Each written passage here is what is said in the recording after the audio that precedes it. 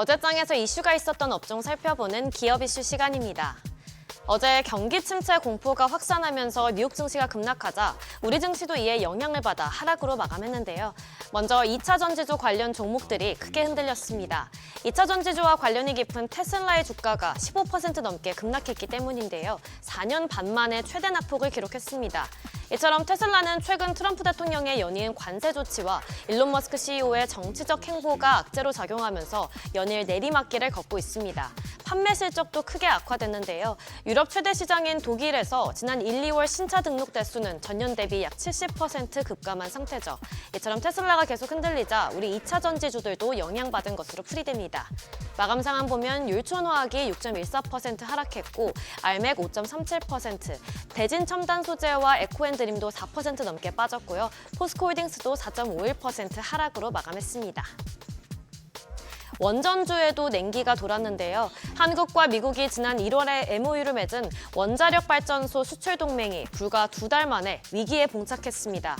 트럼프 행정부의 에너지부가 우리나라를 민감 국가로 분류하려는 움직임이 포착됐기 때문인데요. 민감 국가는 정책적 이유로 특별한 고려가 필요한 국가를 뜻하는데 그 이유로는 국가안보와 테러 지원 등이 있으며 미국은 현재 중국과 북한, 러시아 등을 민감 국가로 지정했습니다. 만약 민감 국가로 분류된다면 원전을 비롯해서 에너지 등 기술 교류 전반이 어려워지는데요. 특히 당장 원전 협력에 있어 타격이 예상되고 있습니다.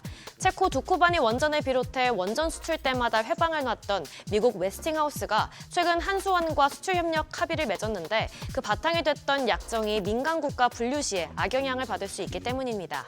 관련주 살펴보면 현대건설 5.29% 하락했고요. LS일렉트릭과 한전기술도 4% 넘게 빠졌고 GS건설과 S&T 에너지도 3% 넘게 하락했습니다. 이처럼 파랗게 질린 증시에도 어제 상승한 종목들이 있는데요. 먼저 유리기판주가 강세 보였습니다. 삼성전기의 유리기판 시생산 라인 가동이 임박했다는 소식이 호재로 작용했는데요. 이달 중으로 최종 설비 검수를 진행할 계획이라고 알려졌습니다. 반도체 유리기판은 기존 산업 지형을 바꿀 차세대 반도체 기판으로 떠오르고 있지만 아직까진 전 세계에 상용화된 사례가 없는데요. 이에 따라 업계에서 발빠른 행보를 보이고 있는 삼성전기에 대한 관심이 뜨겁습니다. 상용화와 대량 생산의 중요 척도인 시생산 라인을 국내에 구축한 건 삼성전기가 처음인데요. SKC도 관련 사업을 추진하고 있지만 미국에서 시생산 라인을 구축 중이죠. 또한 삼성전기는 코닝, YMT 등과 만나 대량 생산을 위한 기반도 선제적으로 다지는 것으로 확인됐습니다. 관련주 살펴보면 이노메트리가 상한가 기록했고 필옵틱스는 삼성전자가 개발 중인 차세대 반도체 패키징 소재인 유리 인터포저 개발에 협력할 가능성이 커지면서 10.16% 시세 분출했고요. YC캠 7.22%, 태성은 6.36%, CNG하이테크도 5% 가까이 상승 마감했습니다. 마지막으로 로봇주도 연이어서 강세 보였습니다.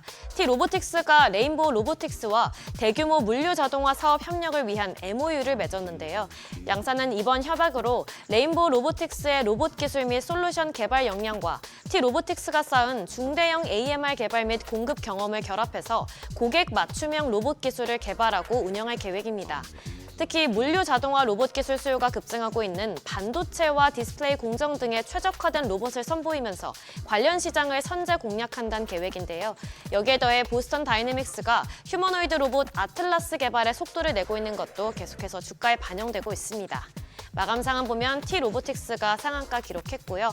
클로봇 13.93%, 오늘 E&M도 13% 넘게 올랐고 신성 델타테크 9.16%, SP시스템스가 7.83% 시세 분출했습니다. 지금까지 어제장 이슈 전해드렸습니다.